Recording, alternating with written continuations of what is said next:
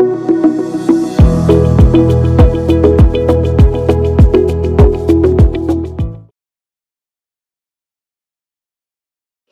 பெண் இருவருக்கும் ஒரு 18 வயதிலிருந்து செக்ஸ் ஆர்வம் நல்ல உச்சகட்டத்தில் இருக்கிறத பார்க்க முடியும். ஈவன் ஒரு சினிமா படத்தில் முத்த காட்சிகளை பார்க்கும்போதே கூட அவங்களுக்கு உணர்ச்சிகள் அதிகமாக இருக்கிறத பார்க்க முடியும்.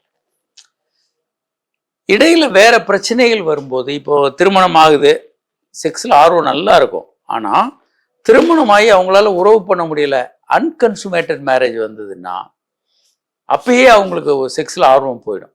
ஆணுக்கு பயம் வந்துடும், தன் மேலே குற்றம் இருக்குன்னு பயப்பட ஆரம்பிச்சிடுவார். அதை சரி பண்ணால் திரும்ப சரியாயிடுவார். அப்போ இதுலேருந்து என்ன தெரியுதுன்னா, ஒரு பிரச்சனைன்னு வரும்போது அது செக்ஸ் உறவை பாதிக்கும். பின்னால் இவர்கள் நல்ல தாம்பத்திய உறவில் இணக்கமாக இருக்கிற வரைக்கும் நல்லா இருக்கும். ரொம்ப மோசமாக சண்டை போட்டுக்கிறாங்க, ஒருத்தரை குத்தி கிழிச்சிக்கிறாங்கன்னா பாலியல் ஆர்வம் வெகுவாக குறைஞ்சிரும், வெறுப்பு வந்துடும். அப்படி இல்லாமல் ஒரு இயல்பாக நல்லா இணக்கமாக இருக்கிறாங்கன்னா, 2 பேருக்கும் ஆர்வம் நல்லா இருந்தால் நீண்ட நாள் அவங்க செக்ஸ் ஆர்வத்தை கண்டினியூ பண்ண முடியும். தனியாக ஒரு ரூம் இருக்குது, செக்ஸ் பற்றி அவர்கள் பார்வை நல்லா இருக்குது அப்படின்னா அவங்க நீண்ட நாள் நல்லா செக்ஸ் பண்ண முடியும். இதில் என்ன ஒரு பிரச்சனை வரும்னா, பிள்ளைகள் வளர்ந்துருவாங்க. பிள்ளைகள் வளரும்போது ஒரு கட்டத்தில் இவங்களுக்கு செக்ஸில் சிக்கல் வந்துடும். வளர்ந்த பிள்ளை இருக்காங்க, நம்ம செக்ஸ் பண்ணலாமான்னு குழப்பம் இருக்கும், பல பெண்களுக்கு குழப்பம் இருக்கும். பல நேரங்களில் ஆண்கள் பிஸி ஆயிடுவாங்க, பிஸ்னஸில் ரொம்ப பீக் ஆகிறது, நல்ல அங்கே அவங்களுடைய அட்டென்ஷன் ரொம்ப தேவைப்படும். அதில் வர்ற நஷ்டங்கள் பிரச்சனைகள் மன உளைச்சலை உண்டு பண்ணும். இதெல்லாம் ஒரு பக்கம் வெகுவாக பாதிக்கும். ஏன்னா ஒரு 50 வயசுக்கிட்ட வரும்போது மற்ற பிரச்சனைகள், நல்ல ஸ்கூலில் சேர்க்கணும், நல்ல வரன் தேடணும், இப்படி நிறைய அவங்களுடைய அந்த கண்ணோட்டம் வேறு திசையில் போகும்போது செக்ஸ் பற்றி ஆர்வம் குறையலாம். ஆனால் அதுக்காக மொத்தமாக செக்ஸே குறைஞ்சதுன்னு அர்த்தம் இல்லை. இவங்க இன்னொரு உறவில் உலகிறாருன்னு வச்சுக்கோங்க, இன்னொரு பெண் மீது காதல் கொண்டாருன்னா முதல்ல இருந்த ஆர்வம் திரும்ப வந்துடும். அப்போது இவர்களுக்குள்ள அந்த நீண்ட நெடிய உறவுல ஒரு தொய்யல் வரலாம். ஆனால் இன்னொரு காதலில் விழும்போது திரும்ப முதல்ல இருந்து அவங்களுக்கு ஆர்வம் அதிகமாயிடும்.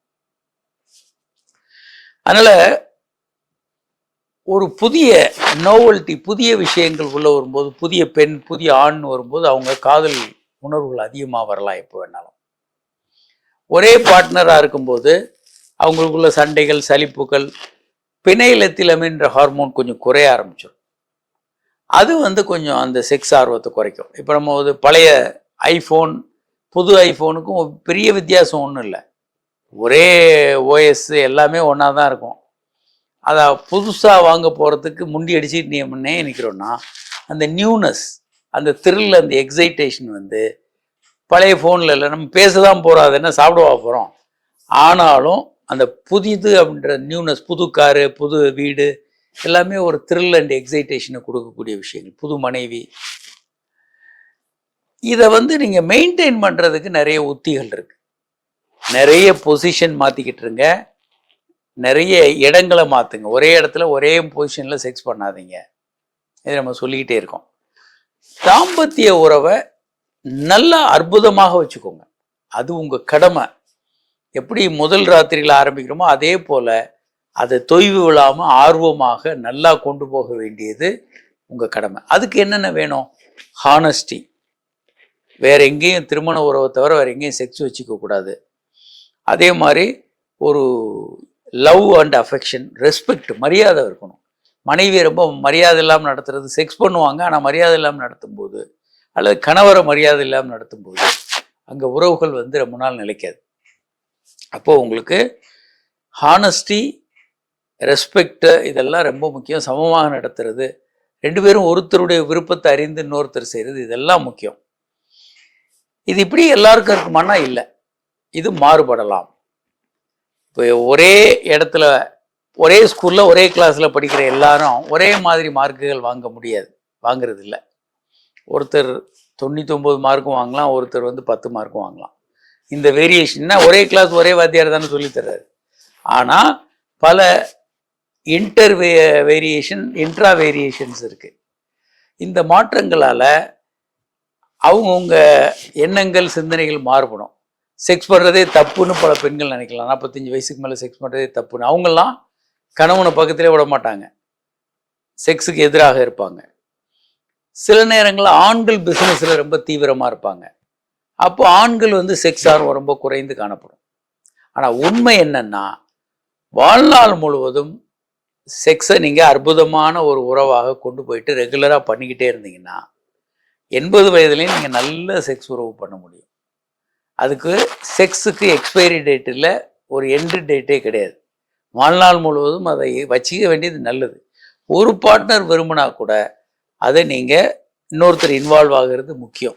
இல்லை எனக்கு விருப்பம் இருந்தால் தான் நான் பண்ணுவேன், எனக்கு பிடிக்கலை, இப்படியெல்லாம் நிறைய விதண்டா. ஏன்னா இது ஒரு இன்டிமேட் ரிலேஷன்ஷிப். இந்த உறவை வேற எந்த யாரும் கொடுக்க முடியாது.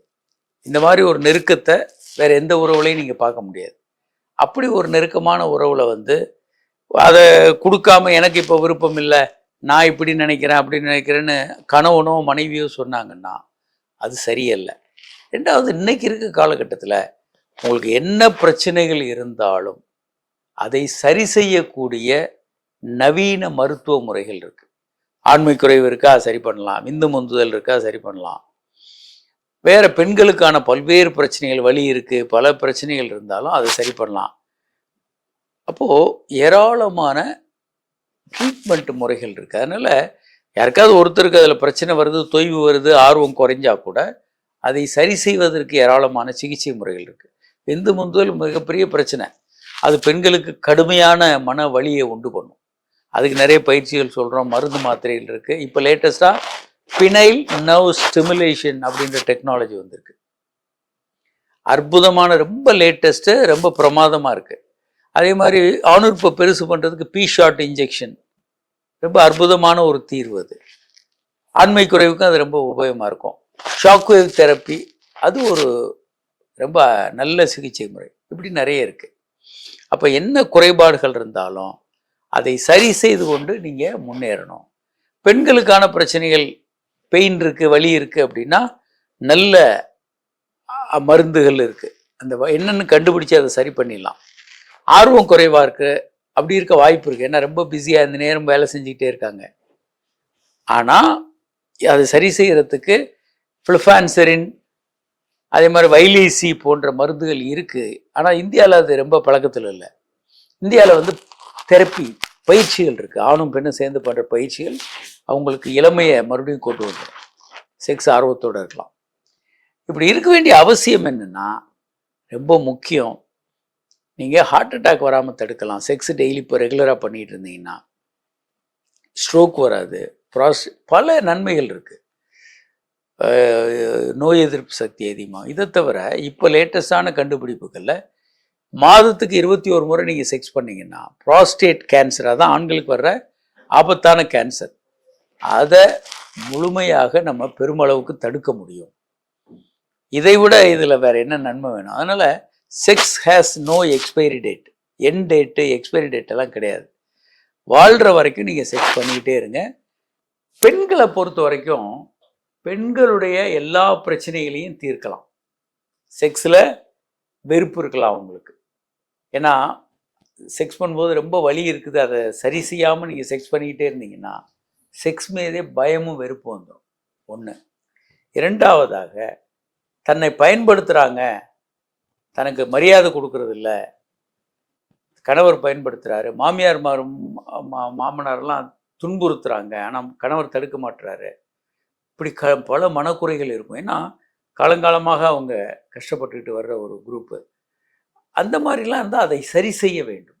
சோஷியல் ரீதியாக பெண்கள் சில நேரங்களில் கடுமையான உளைச்சலுக்கு உள்ளாவாங்க. அதையும் இந்த மாதிரி எல்லா விஷயங்களையும் சரி செய்ய முடியும் அப்படின்றதான். அப்போது பெண்கள் இன்னொரு முக்கியமான விஷயம்னா உச்சகட்டம் அடைய முடியாது. ஆண்களுக்கு உச்சகட்டம் இயல்பாக இருக்கும். ஆனால் பெரும்பாலான தாம்பத்திய உறவில் பெண்கள் என்றைக்கும் உச்சகட்டம் அடைய முடியாது. அப்போ அதுக்கு என்ன தீர்வு அப்படின்னா, பெண்கள் முதல்ல கற்றுக்கொள்ள வேண்டும்.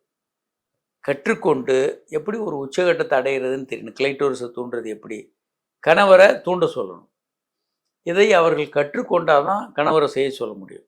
அவர்கள் அறியாதவர்களாக இருந்தாங்கன்னா, தனக்கு திருப்தி இல்லை ஆனால் கணவர் தான் அதுக்கு பொறுப்புன்னு நினச்சாங்கன்னா சிக்கலாயிடும். அதனால் பெண்களுக்கு தெரிஞ்சிருக்கணும். எந்த பொசிஷன் நல்லா இருக்குது, எப்படி பண்ணால் அவங்களுக்கு உச்சகட்டம் வருது, இதெல்லாம் அவங்க தெரிஞ்சுக்கிட்டு இருந்தாங்கன்னா கணவரை அதை செய்ய சொல்லலாம். அற்புதமான செக்ஸ் உறவோடு அவங்க வாழ முடியும். பெண்களுக்கு வரக்கூடிய எல்லா பிரச்சனைகளையும் ஆர்வக் கோளாறு, பெண்ணுறுப்புல வலி, அதே மாதிரி பல்வேறு பிரச்சனைகள், பெனிட்ரேஷனில் பிரச்சனை, உச்சகட்டம் அடைய முடியாமை, இது எல்லாத்தையுமே தீர்க்க முடியும். அதற்கு நிறைய கருவிகளையும் அவங்க வேணால் பயன்படுத்திக்கலாம். உச்சகட்டம் வரலைன்னா வைப்ரேட்டர் போல கருவிகளை தம்பதிகள் பயன்படுத்தலாம்.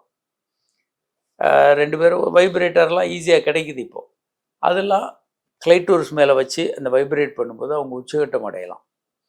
தம்பதிகளாக அதை பயன்படுத்தும் போது பெண்களுக்கு இது ரொம்ப அனுகூலமாக இருக்கும்.